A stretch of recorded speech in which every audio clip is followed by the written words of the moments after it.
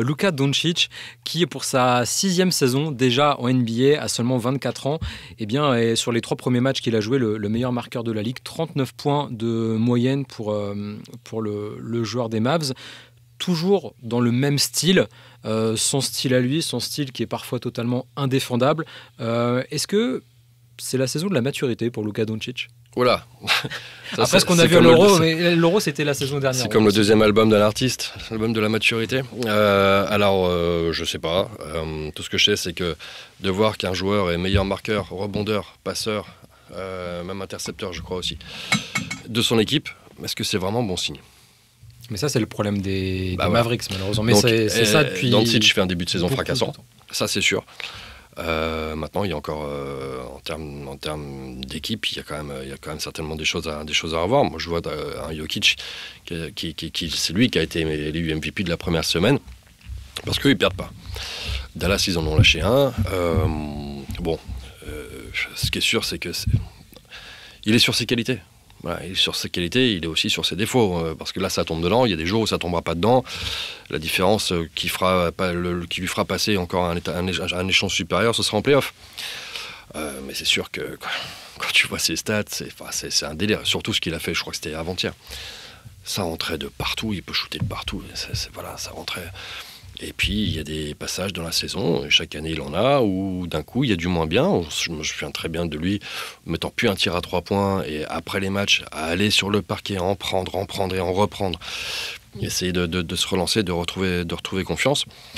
On va voir ce que ça va donner au fur et à mesure de la saison. Tout ce que je vois, c'est qu'effectivement, sur les 4 premiers matchs que les Mavericks ont joués, il y a Luka Doncic, et c'est un peu tout quand même, à Dallas. Alors il y a plusieurs choses là-dedans. Il est comme il n'a jamais été. Pourquoi ? Parce qu'il est super physiquement.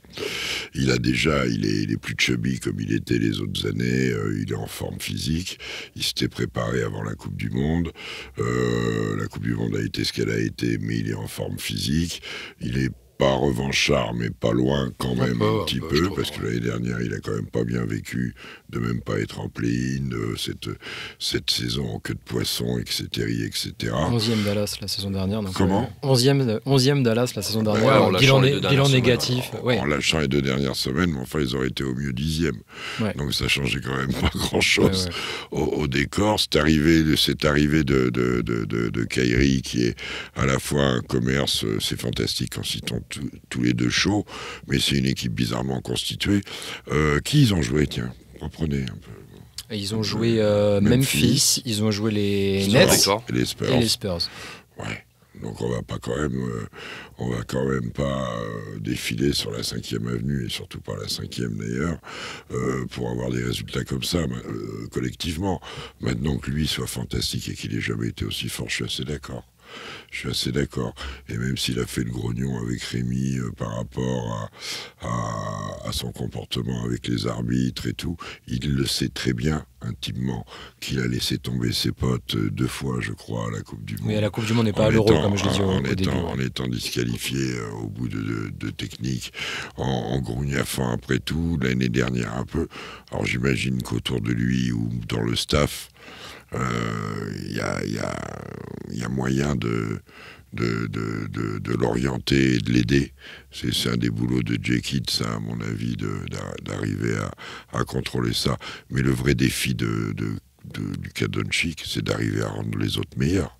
C'est d'arriver à rendre les autres bons. Et qu'on ne dise pas qu'il y a des pinceaux, il y a quand même des joueurs autour. On verra ce que donne le petit Lively. Il y a quand même Kyrie Irving. Pas mal, Lively. Ouais, ça court. Il y a Josh Green qui commence à prendre de plus en plus de place dans cet effectif. Que j'ai vu faible, mais qui est bon avec les Spurs.